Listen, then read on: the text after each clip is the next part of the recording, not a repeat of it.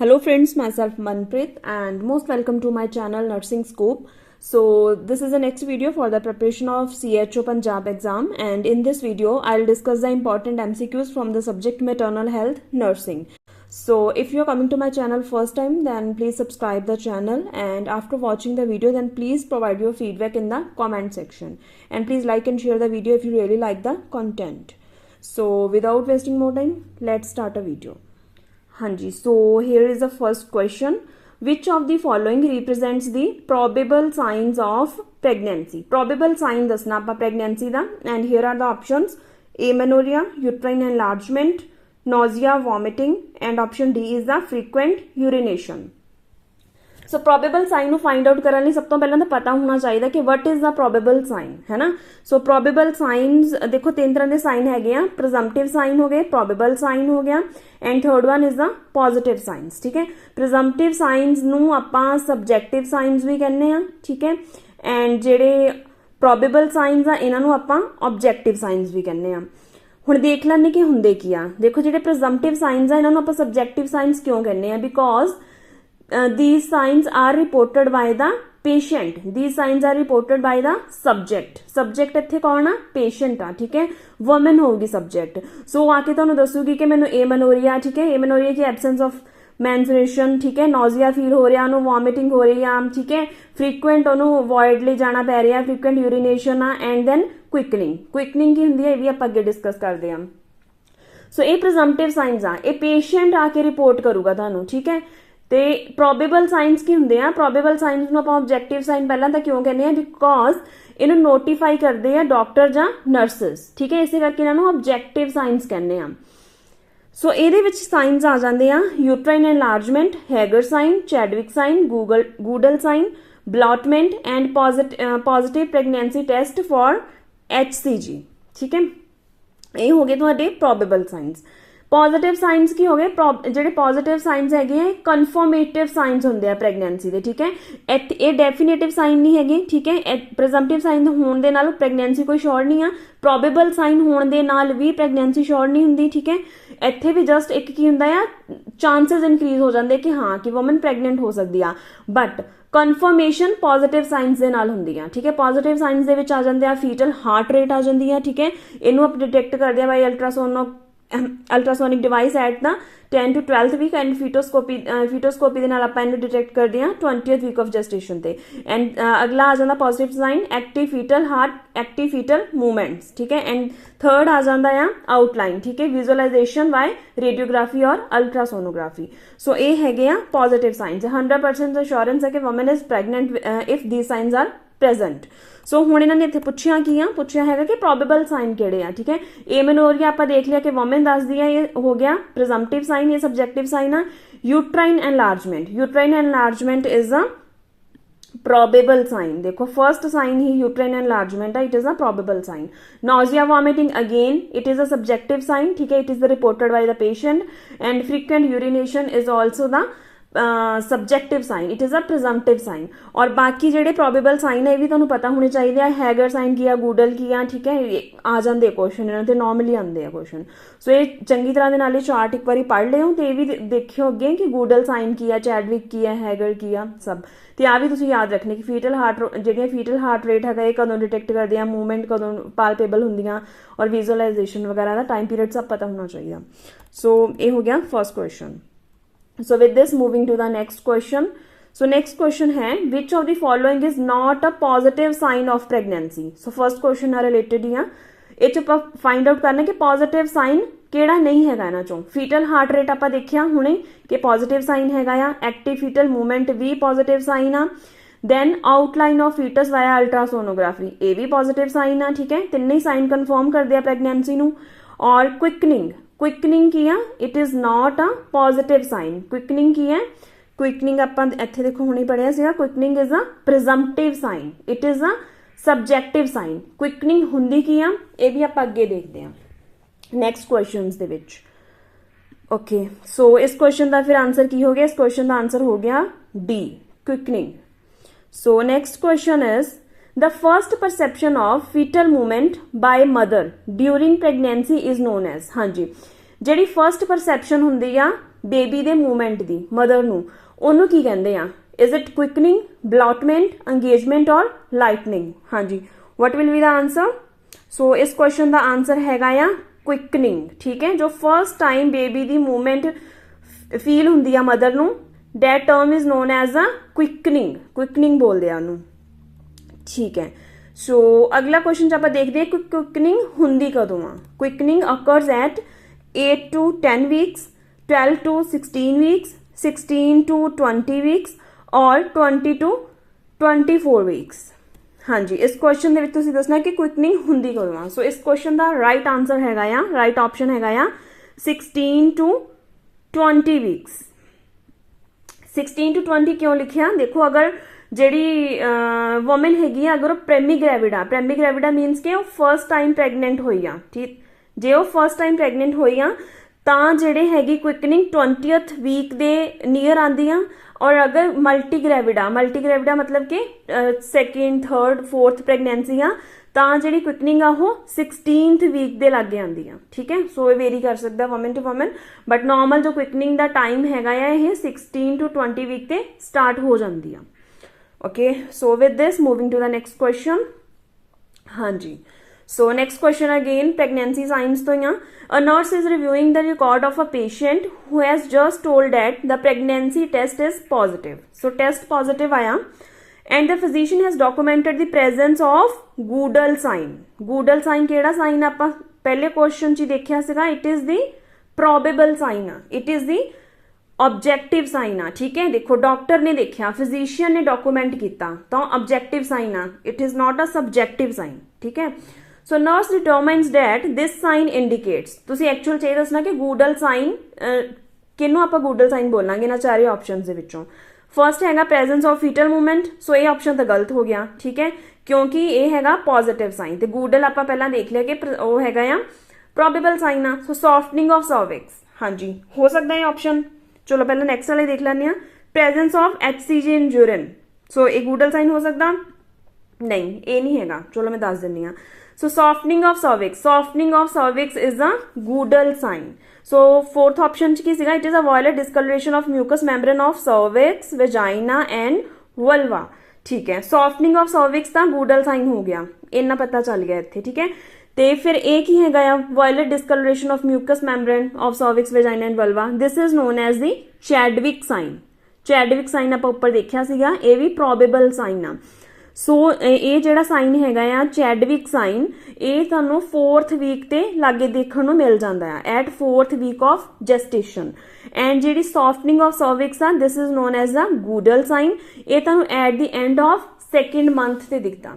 ਠੀਕ ਹੈ, 2nd month ਤੇ, ये 2nd मंथ आ, ये 4th वीक है। ठीक है, चैडविक साइन एंड गूडल साइन, दो साइन ये पढ़ ले तुसी।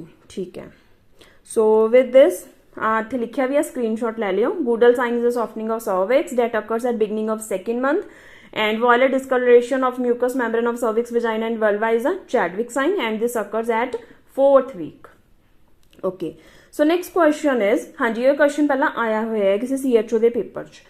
सो identify the formula to calculate the EDT। EDT की आ? EDT हैगी आ expected date of delivery using Naegele rule.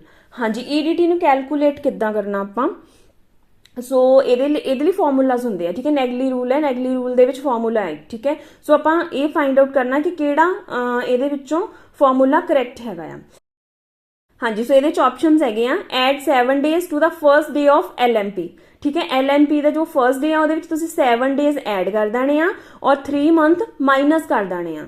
Second option ਕਹਿੰਦਾ ਕਿ add 7 days to date of LMP and count forward 9 months। ਠੀਕ ਹੈ, ਸੋ ਇਹ ਵੀ ਆਪਸ਼ਨ ਸਹੀ ਆ, ਇਹ ਵੀ ਆਪਸ਼ਨ ਸਹੀ ਆ। ਠੀਕ ਹੈ, ਇਹ ਦੋਨੇ ਤਰੀਕੇ ਦੇ ਨਾਲ ਆਪਾਂ EDT ਕੈਲਕੂਲੇਟ ਕਰ ਲੈਂਦੇ ਆ ਔਰ ਇਹ this is according to the Naegele rule. ਠੀਕ ਹੈ, थर्ड हैगा आ माइनस करने आप 7 days to date of LMP and 9 month forward count करने आ। सो ये तो सही है बट ये वाला गलत आ। 7 days नहीं आप माइनस नहीं करते, 7 days आप ऐड करते हैं जो कि सैकेंड ऑप्शन च दसिया होया। सो ये जो करैक्ट ऑप्शन बनूगा वो बनूगा A एंड B। बहुत सिंपल आ, जो उन्होंने तुहानू डेट दिती हुई आ ਉਹਦੇ ਵਿੱਚ ਤੁਸੀਂ 7 days ਪਲੱਸ ਕਰਨੇ ਆ ਔਰ 3 ਮੰਥ ਜਿਹੜੇ ਹੈਗੇ ਆ ਤੁਸੀਂ ਬੈਕਵਰਡ ਕਾਊਂਟ ਕਰਨੇ ਆ। और सैकेंड फॉर्मूला एक होर हैगा, ਉਹਦੇ 'ਚ ਤੁਸੀਂ ਡੇਟ ਦੇ ਵਿੱਚ ਤਾਂ 7 ਡੇਜ਼ ਹੀ ਪਲੱਸ ਕਰਨੇ ਆ, ਪਰ ਮੰਥ ਜਿਹੜੇ ਹੈਗੇ ਆ ਅੱਗੇ +9 ਕਰ ਦੇਣੇ ਆ ਔਰ ਈਡੀਟੀ ਕੈਲਕੂਲੇਟ ਹੋ ਜਾਊਗੀ। ਸੋ ਅੱਗੇ ਇੱਕ ਮੈਂ ਕੁਐਸਚਨ ਲਿਖਿਆ, ਉਹਦੇ 'ਚ ਆਪਾਂ ਕੈਲਕੂਲੇਟ ਕਰਕੇ ਦੇਖਦੇ ਹਾਂ। सो हाँ जी, आ हैगा question, a client arrives at a clinic for first prenatal assessment, ठीक है, फर्स्ट प्रीनेटल असैसमेंट लिए जो आया। The client tells the nurse that her last menstrual period, ठीक है, LMP है, last menstrual period was 19 of October 2020, ठीक है। हुण नेगली रूल यूज करके तुसीं ओहदी EDT कैलकुलेट करनी है। हाँ जी, सो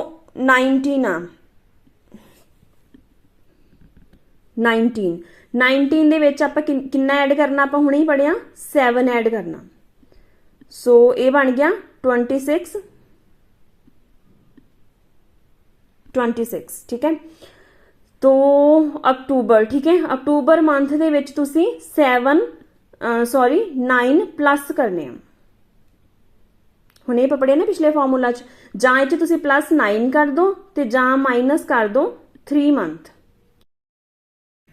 हाँ जी, सो देखो जो आप नेगली रूल का फॉर्मूला पढ़िया ਉਹਦੇ 'ਚ ਉਹਨਾਂ ਨੇ ਕਿਹਾ ਸੀਗਾ कि जो डेट ਦਿੱਤੀ ਹੋਈ ਆ, डेट 'ਚ ਤੁਸੀਂ +7 ਕਰਨਾ ਤੇ 9 ਮੰਥ ਅੱਗੇ ਕਾਊਂਟ ਕਰਨੇ ਆ। ਜਾਂ ਇੱਕ ਦੂਜਾ ਆਪਸ਼ਨ ਵੀ ਹੈਗਾ ਇਹਨੂੰ ਕੈਲਕੂਲੇਟ ਕਰਨ ਦਾ, डेट 'ਚ +7 ਹੀ ਕਰਨੇ ਆ, बट जो मंथ ਦਿੱਤਾ ਹੋਇਆ ਉਹਦੇ ਵਿੱਚ -3 ਕਰ ਦੋ। ਇਹਨਾਂ ਦੋਨਾਂ ਚੋਂ ਕੁਝ ਵੀ ਕਰ ਸਕਦੇ ਆ ਤੁਸੀਂ, डेट ਦੇ ਵਿੱਚ +7 ਹੀ ਕਰਨੇ ਆ।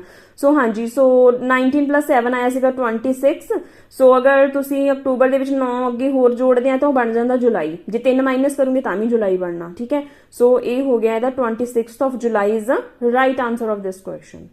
ईजी है ना ये क्वेश्चन, तो चांसेस हैगे इदां दे क्वेश्चन आने दे। So the next question is during a prenatal visit the nurse evaluate the fundal height. बहुत इंपॉर्टेंट है ये क्वेश्चन, ਪੁੱਛਿਆ ਜਾਂਦਾ ਹੈ ਨਾ ਨੋਰਮਲੀ ਕਿ 36 ਵੀਕ ਦੇ ਉੱਤੇ ਜਿਹੜੀ ਹੈਗੀ ਆ ਫੰਡਲ ਹਾਈਟ ਕਿੱਥੇ ਹੋਊਗੀ, ਠੀਕ ਹੈ, ਦੈਨ 22 ਤੇ ਕਿੱਥੇ ਹੋਊਗੀ, 20 ਤੇ ਕਿੱਥੇ ਹੋਊਗੀ। ਸੋ ਇੱਥੇ ਇਹਨਾਂ ਨੇ ਕਿਹਾ ਹੋਇਆ ਹੈ ਕਿ ਫੰਡਲ ਹਾਈਟ ਜੋ ਹੈਗੀ ਹੈ ਯੂਟਰਸ ਦੀ ਉਹ ਅੰਬਲਾਈਕਸ ਦੇ ਉੱਤੇ ਆ, ਠੀਕ ਹੈ, ਔਰ ਐਸਟੀਮੇਟ ਕਰਨਾ ਹੈ ਜੈਸਟੇਸ਼ਨ, ਠੀਕ ਹੈ। ਸੋ ਕਿੰਨੇ ਵੀਕ ਆਫ ਜੈਸਟੇਸ਼ਨ ਤੇ ਜੋ ਫੰਡਲ ਹਾਈਟ ਹੈਗੀ ਆ ਉਹ ਅੰਬਲਾਈਕਸ ਤੇ ਹੋਊਗੀ, 16 ਵੀਕ, 16 ਵੀਕ, 24 ਵੀਕ ਔਰ 28 ਵੀਕ। सो इंपॉर्टेंट क्वेश्चन है भी, ਇਹਦਾ आंसर हैगा आ 20th वीक, ठीक है। सो ਇੱਥੇ ਮੈਂ ਇੱਕ ਪਿਕਚਰ ਵੀ ਇਹਦੀ ਇਨਕਲੂਡ ਕੀਤੀ ਸੀ, ਆ ਦੇਖੋ ਅੰਬਲਾਈਕਸ ਦੇ ਉੱਤੇ 20th ਵੀਕ ਤੇ ਅੰਬਲਾਈਕਸ ਤੇ ਆ ਫੰਡਲ ਹਾਈਟ, ਠੀਕ ਹੈ। 22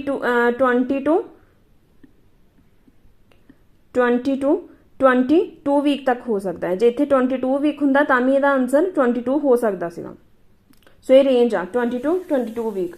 ਸੋ 14 ਤੋਂ 16 ਵੀਕ ਤੇ 14 to 16 ਵੀਕ ਤੇ ਕੀ ਆ ਇਹ ਇਨ ਬਿਟਵੀਨ ਰਹਿੰਦੀ ਆ, ਠੀਕ ਹੈ, ਬਿਟਵੀਨ ਦ ਸਿੰਫਿਸਿਸ ਪਿਊਬਸ ਐਂਡ ਅੰਬਲਾਈਕਸ। तो 36 ਵੀਕ ਦੇ ਅਪਰੋਕਸ ਜਾ ਕੇ ਇਹ ਪਹੁੰਚ ਜਾਂਦੀ ਆ ਤੁਹਾਡੇ ਉੱਥੇ ਜ਼ਿਫੋਇਡ ਪ੍ਰੋਸੈਸ ਤੇ। ਸੋ ਇੰਪੋਰਟੈਂਟ ਹੈ ਵੀ question. So with this moving to the next question.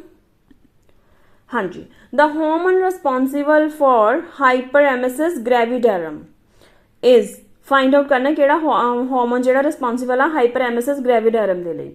So options ਹੈਗੇ ਆ HCG human chorionic gonadotropin, progesterone, then HPL human placenta lactogen or relaxin. ਹਾਂਜੀ, ਸੋ ਇਹਦੇ ਚ ਕਿਹੜਾ ਕਰੈਕਟ ਆਪਸ਼ਨ ਹੈਗਾ? ਸੋ ਇਹਦਾ ਰਾਈਟ ਆਂਸਰ ਹੈਗਾ ਆ HCG, ठीक है। सो सब तो पहला सच पता होना चाहिए ਤੁਹਾਨੂੰ ਹਾਈਪਰਐਮਿਸਿਸ ਗ੍ਰੈਵਿਡੈਰਮ ਹੁੰਦਾ ਕੀ ਆ, ਠੀਕ ਹੈ। ਇਹ ਸੀਵੀਅਰ ਨੋਜ਼ੀਆ ਵੋਮਿਟਿੰਗ ਨੂੰ ਆਪਾਂ ਹਾਈਪਰਐਮਿਸਿਸ ਗ੍ਰੈਵਿਡੈਰਮ ਬੋਲਦੇ ਆ, ਠੀਕ ਹੈ, ਜਦੋਂ ਨੋਜ਼ੀਆ ਵੋਮਿਟਿੰਗ ਬਹੁਤ ਜ਼ਿਆਦਾ ਹੁੰਦਾ। ਔਰ ਇਹਦੇ ਦੋ ਮੇਨ ਉਹ ਹੁੰਦੇ ਆ ਕਾਜ਼ਸ ਕਹਿ ਸਕਦੇ ਆ, ਠੀਕ ਹੈ। ਇੱਕ ਤਾਂ ਹਾਰਮੋਨਲ ਹੁੰਦਾ ਕਿ ਹਿਊਮਨ ਕ੍ਰਾਇਓਨਿਕ ਗੋਨੈਡੋਟ੍ਰੋਫਿਨ ਦਾ ਲੈਵਲ ਜ਼ਿਆਦਾ ਰੇਜ਼ ਹੋਇਆ ਹੁੰਦਾ ਉਸ ਟਾਈਮ ਤੇ ਤਾਂ ਹੋ ਸਕਦਾ ਆ। ਜਾਂ ਸੈਕਿੰਡ ਕੀ ਹੁੰਦਾ ਕਾਰਬੋਹਾਈਡਰੇਟ ਮੈਟਾਬੋਲਿਜ਼ਮ ਆਪਣਾ ਜਿਹੜਾ ਆ ਉਹਦੇ ਚ ਆਲਟਰੇਸ਼ਨ ਹੋਈ ਹੁੰਦੀ ਆ ਤਾਂ ਵੀ ਨੋਜ਼ੀਆ ਵੋਮਿਟਿੰਗ ਹੋ ਸਕਦਾ। ਸੋ ਇਹਦਾ ਕਰੈਕਟ ਆਪਸ਼ਨ ਹੋ ਗਿਆ ਫਿਰ option A. Okay, so next question is blood vessels in umbilical cord consist of 2 veins, 1 artery, 2 arteries and 1 vein, 1 artery 1 vein और 2 arteries 2 vein। हाँ जी, सो वेरी इजी क्वेश्चन। सो ਇਹਦਾ आंसर ਹੈਗਾ ਆ 2 arteries ਹੁੰਦੀਆਂ ਐਂਡ 1 vein ਹੁੰਦੀ ਆ, ਠੀਕ ਹੈ, umbilical cord। So correct option is B, ਠੀਕ ਹੈ ਜੀ। ਨੈਕਸਟ ਕੁਐਸਚਨ ਹੈਗਾ what is the total weight gain during course of pregnancy? pregnancy ਦੇ ਵਿੱਚ ਕਿੰਨਾ weight gain ਹੋ ਸਕਦਾ normal, ਠੀਕ ਹੈ। 4 to 5 kg, 7 to 9, 10 to 12 and 13 to 16, ठीक।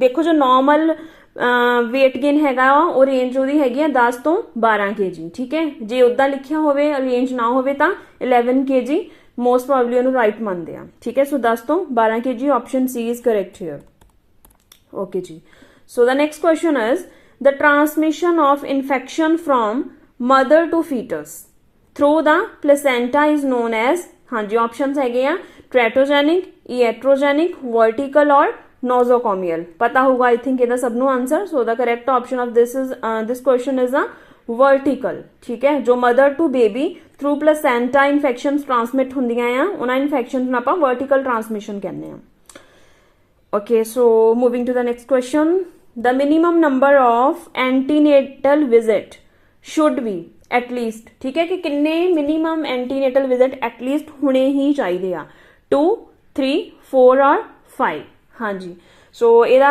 correct answer हैगा आ option C 4 ठीक है घट्टो घट minimum 4 antenatal visits ਤਾਂ ਹੋਣੇ ਹੀ ਚਾਹੀਦੇ ਆ according to WHO recommendations ਪਹਿਲਾਂ 3 ਕਹਿੰਦੇ ਸੀਗੇ ਬਟ ਹੁਣ ਜੋ ਨਿਊ ਅਪਡੇਟ ਆਈ ਆ ਉਹਦੇ ਅਕੋਰਡਿੰਗ 4 ਐਂਟੀਨੇਟਲ ਵਿਜ਼ਿਟ ਮਿਨੀਮਮ ਹੋਣੇ ਚਾਹੀਦੇ ਆ ਸੋ ਆ ਹੈਗੇ ਆ ਠੀਕ ਹੈ first visit second visit third visit and fourth visit ਜੋ ਫਰਸਟ ਵਿਜ਼ਿਟ ਆ ਦੇਖੋ ਉਹਦੇ ਵਿੱਚ ਮੇਨ ਕੀ ਕਰਦੇ ਆ ਪ੍ਰੈਗਨੈਂਸੀ ਨੂੰ ਕਨਫਰਮ ਕਰਨਾ ਹੁੰਦਾ ਠੀਕ ਹੈ ਦੈਨ EDT ਕੈਲਕੂਲੇਟ ਕਰਨੀ ਹੁੰਦੀ ਆ ਬਾਕੀ ਗਾਈਡੈਂਸ ਕਾਉਂਸਲਿੰਗ ਵਗੈਰਾ ਠੀਕ ਹੈ ਕੁਝ ਪ੍ਰੀਵੈਂਟਿਵ ਮੈਜਰਸ ਵਗੈਰਾ ਦੱਸਣੇ ਹੁੰਦੇ ਆ ਜੋ ਨੈਕਸਟ ਵਿਜ਼ਿਟ ਆ ਜਾਂਦੇ ਆ ਉਹਦੇ ਵਿੱਚ ਆਪਾਂ ਕੁਝ ਪ੍ਰੈਗਨੈਂਸੀ ਦੀਆਂ ਕੰਪਲਿਕੇਸ਼ਨਸ ਲਈ ਚੈੱਕ ਕਰਨਾ ਹੁੰਦਾ ਠੀਕ ਹੈ ਕਿ like PIH is a pregnancy induced hypertension then anaemia ਹੋ ਗਿਆ ਦੈਨ ਐਕਲੈਮਸ਼ੀਆ ਪ੍ਰੀ ਐਕਲੈਮਸ਼ੀਆ ਉਹ ਸਭ ਸਾਰੀਆਂ ਕੰਪਲਿਕੇਸ਼ਨਸ APH ਹੋ ਗਈ ਹੈ ਨਾ ਐਂਟੀਪਾਰਟਮ ਹੈਮਰੇਜ ਉਹ ਸਾਰੀਆਂ ਕੰਪਲਿਕੇਸ਼ਨਸ ਨੇ ਤੁਸੀਂ ਨਾ ਨੈਕਸਟ ਵਿਜ਼ਿਟਸ ਲਈ ਚੈੱਕ ਕਰਨਾ ਹੁੰਦਾ and plus you have to check for the fetal wellbeing also ਠੀਕ ਹੈ so 4 antenatal visit minimum according to WHO recommendation ਹੈਗੇ ਆ ठीक है जी so with this moving to the next question which of the following is not a component of HELP syndrome हाँ जी basically HELP ਨੂੰ expand ਕਰ ਲੂੰਗੇ ਤੇ ਤੁਹਾਨੂੰ ਇਹਦਾ ਆਨਸਰ ਪਤਾ ਚੱਲ ਜੂਗਾ ਸੋ ਇਹਦੇ ਆਪਸ਼ਨਸ ਹੈਗੇ ਆ hemolysis low platelet count elevated liver enzymes or bleeding per vaginum vaginal bleeding ਸੋ ਇਹਨਾਂ ਵਿੱਚੋਂ ਕਿਹੜਾ ਕੰਪੋਨੈਂਟ ਨਹੀਂ ਹੈਗਾ HELP ਦੇ ਵਿੱਚ ਸੋ ਦੇਖੋ ਜੀ हेल्प की है help stands for 3 major elements of the syndrome ठीक है H रिप्रेजेंट जो H हैगा आ H represents the haemolysis so ये तो हैगा आ ठीक है सो नेक्स्ट आ जाता EL represents the elevated liver enzymes so ये भी ऑप्शन हैगा सो ये भी सही है ठीक है ये भी ठीक है सो नेक्स्ट हैगा आ LP का मतलब हैगा लो प्लेटलेट काउंट सो ये भी ठीक है ठीक है सो हुण क्वेश्चन दे विच पुछिया कि केड़ा कंपोनेंट नहीं हैगा सो केड़ा कंपोनेंट नहीं हैगा दैट इज द ब्लीडिंग पर वेजाइनम सो इत्थे जेड़ा करेक्ट ऑप्शन बन जांदा है that is the option D bleeding पर वेजाइनम बेसिकली देखो जो हेल्प सिंड्रोम है एक complication uh pregnancy they which ठीक है it is obstetric emergency medical emergency आ है हाँ जी सो ਇਹਦਾ ਐਗਜ਼ੈਕਟ ਕਾਜ਼ ਹੈਲਪ ਸਿੰਡਰੋਮ ਦਾ ਅਜੇ ਤੱਕ ਨਹੀਂ ਪਤਾ ਚੱਲਿਆ ਬਟ ਜੋ ਇਹਦੇ ਰਿਸਰਚਰਸ ਹੈਗੇ ਆ ਜਾਂ ਮੈਡੀਕਲ ਐਕਸਪਰਟਸ ਆ ਉਹ ਇਹਨੂੰ ਕੋਰਿਲੇਟ ਕਰਦੇ ਆ ਸੀਵੀਅਰ ਕੰਪਲਿਕੇਸ਼ਨ ਹੈਗੀ ਆ ਇਹ ਪ੍ਰੀ ਐਕਲੈਮਸ਼ੀਆ ਦੀ ਠੀਕ ਹੈ ਸੋ ਉਹਦੇ ਕਰਕੇ ਕਹਿੰਦੇ ਆ ਕਿ ਹੋ ਸਕਦਾ HELLP syndrome okay so with this moving to the next question postpartum hemorrhage is a condition PPH ठीक है postpartum hemorrhage it is a condition in which there is a loss of dash ml blood following normal delivery हाँ जी सो ਇਹਨਾਂ ਨੇ ਕਿਹਾ ਕਿ normal delivery ਤੋਂ ਬਾਅਦ ਕਿੰਨਾ blood loss ਹੋਵੇ ਤਾਂ ਆਪਾਂ ਉਹਨੂੰ PPH ਬੋਲਦੇ ਹਾਂ ਸੋ ਇਹਦਾ ਕਰੈਕਟ ਆਪਸ਼ਨ ਹੈਗਾ ਆ 500 ml normal delivery ਤੋਂ ਬਾਅਦ ਅਗਰ 500 ml ਜਾਂ ਉਸ ਤੋਂ ਜ਼ਿਆਦਾ blood loss ਹੁੰਦਾ ਆ ਤਾਂ ਆਪਾਂ ਉਹਨੂੰ PPH बोलते हैं ठीक है so option B is right answer here the next question is to be considered a PPH ਦੇ डायग्नोसिस ਲਈ what should be estimated blood loss after C section cesarean section ਤੋਂ ਬਾਅਦ ਹਾਂਜੀ ਪਹਿਲਾਂ ਤਾਂ ਆਪਾਂ ਦੇਖਿਆ ਕਿ ਨਾਰਮਲ ਡਿਲੀਵਰੀ ਤੋਂ ਬਾਅਦ ਕਿੰਨਾ ਬਲੱਡ ਲਾਸ ਹੁੰਦਾ ਤਾਂ ਆਪਾਂ ਉਹਨੂੰ PPH ਬੋਲਦੇ ਹਾਂ ਸੋ ਹੋ ਗਿਆ 500 ml ਜਾਂ ਉਸ ਤੋਂ ਜ਼ਿਆਦਾ ਹੁੰਦਾ ਤਾਂ ਆਪਾਂ ਨੂੰ PPH बोलते हैं आफ्टर नॉर्मल डिलीवरी बट अगर C सेक्शन च कितना ब्लड लॉस होवे तो PPH बोलते हैं 550 ml 600 ml 900 और 1000 ml सो इस क्वेश्चन का आंसर हैगा 1000 ml 1000 ml ਦੇ ਇਸ ਤੋਂ ਜ਼ਿਆਦਾ ਅਗਰ ਬਲੱਡ ਲਾਸ ਹੁੰਦਾ ਤਾਂ ਆਪਾਂ ਨੂੰ PPH बोलते हैं आफ्टर सिजेरियन सेक्शन.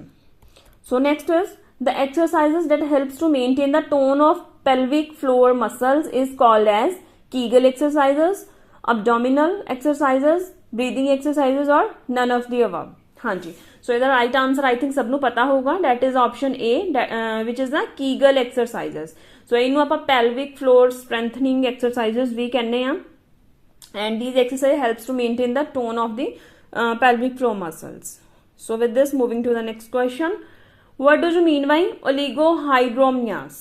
हाँ जी. So ਜਿਹੜੀ ਇਹ oligohydramnias ਆ, polyhydramnias ਆ, ਇਹ amniotic fluid ਨਾਲ related terms ਆ.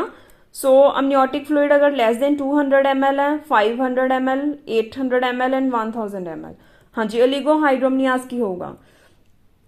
Oligohydramnias is a amniotic fluid less than 200 ml. हाँ जी. amniotic fluid बहुत इंपॉर्टेंट है एग्जाम ਦੇ ਲਈ. ठीक है. amniotic fluid नॉर्मल कितना ਹੁੰਦਾ ਟਰਮ ਦੇ ਉੱਤੇ, ਦੈਨ ਉਹਦੇ ਫੰਕਸ਼ਨਸ ਕੀ ਆ, ਇਹ ਸਾਰਾ ਇੱਕ ਵਾਰੀ ਦੇਖ ਲਿਓ ਜਾਂ ਨੈਕਸਟ ਕੁਐਸਚਨ ਤੇ ਮੈਂ ਟਰਾਈ ਕਰੂੰਗੀ ਇਹਨੂੰ ਕਵਰ ਕਰਨ ਦੀ. ਠੀਕ ਹੈ. ਬਟ ਥੋੜਾ ਜਿਹਾ ਜਨਰਲ ਆਈਡੀਆ ਪਤਾ ਹੋਣਾ ਚਾਹੀਦਾ ਕਿ oligohydramnias ਕੀ ਆ, polyhydramnias ਕੀ ਆ ਐਂਡ ਫੰਕਸ਼ਨਸ ਕੀ ਹੈਗੇ amniotic fluid ਦੇ. ਸਿੰਪਲ ਆ ਬਟ ਫਿਰ ਵੀ ਕਈ ਵਾਰੀ ਐਗਜ਼ਾਮ 'ਚ ਕਨਫਿਊਜ਼ਨ ਹੋ ਜਾਂਦੀ ਆ. ਸੋ ਅਗਰ amniotic fluid less than 200 ml ਹੈ then it is a oligohydramnias. So next question is polyhydramnias is a condition characterized by amniotic fluid more than dash ml. हाँ जी. किन्ने ml तो ज़्यादा होगा amniotic fluid तो अपन polyhydramnias कहने हैं. So the answer is 2000 ml. Option D is correct. ठीक है. So next question is identify the most common cause of PPH. Most common cause of PPH. Atonicity of uterus, birth injury, subinvolution or purpureal sepsis. So the most common cause जो PPH ਦਾ ਹੈਗਾ ਆ which is the atonicity of uterus. Option A. हाँ जी. ਇਹਦੇ ਨਾਲ ਇੱਕ related question ਹੈਗਾ ਆ ਜੋ ਐਗਜ਼ਾਮ 'ਚ ਇਦਾਂ ਵੀ ਪੁੱਛਿਆ ਜਾ ਸਕਦਾ ਆ ਕਾਜ਼ਸ ਦੇ ਲਈ.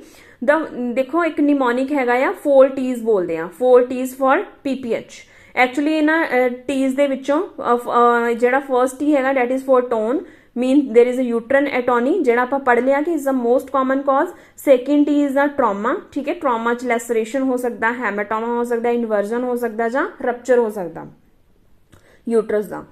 So next is the tissue. tissue ਦੇ ਵਿੱਚ ਆ ਜਾਂਦਾ retained placenta, retained tissue or invasive placenta. And last ही हैगा थ्रोम्बिन दा विच मीनस कोआगुलोपैथी. सो इन्हां सारियां दे करके चांसेस हो सकते हैं PPH होने दे. बट जो इन्हां च भी मोस्ट कॉमन फैक्टर हैगा PPH लिए responsible that is the uterus atony. But कई बार क्वेश्चन इदा भी आ जाता कि उन्होंने तुहानूं 4 ऑप्शन दिते होणगे और उन्हां 4 ऑप्शन दे विच टी वाले उन्होंने पॉइंटर्स दिते होणगे. सो उन्होंने विचों तुहानूं पता होना चाहिए कि 4 T's किहड़े हैगे PPH लई. ठीक है. सो याद रखना इनू. Always remember the 4 T's are the tone, trauma, tissue and thrombin. ठीक है.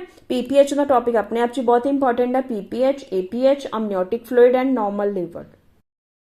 हाँ जी. So that's all about the today's video. In this video we have covered the 20 question of maternal health nursing. I hope questions ਤੁਹਾਡੇ ਲਈ exam ਦੇ ਲਈ useful ਹੋਣਗੇ.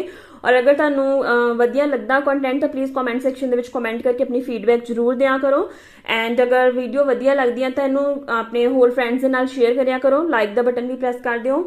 And ਜਲਦੀ ਮਿਲਦੇ ਆ ਤੁਹਾਨੂੰ ਕਿਸੇ ਨਵੀਂ ਵੀਡੀਓ ਦੇ ਵਿੱਚ. So till that time stay tuned and thank you so much.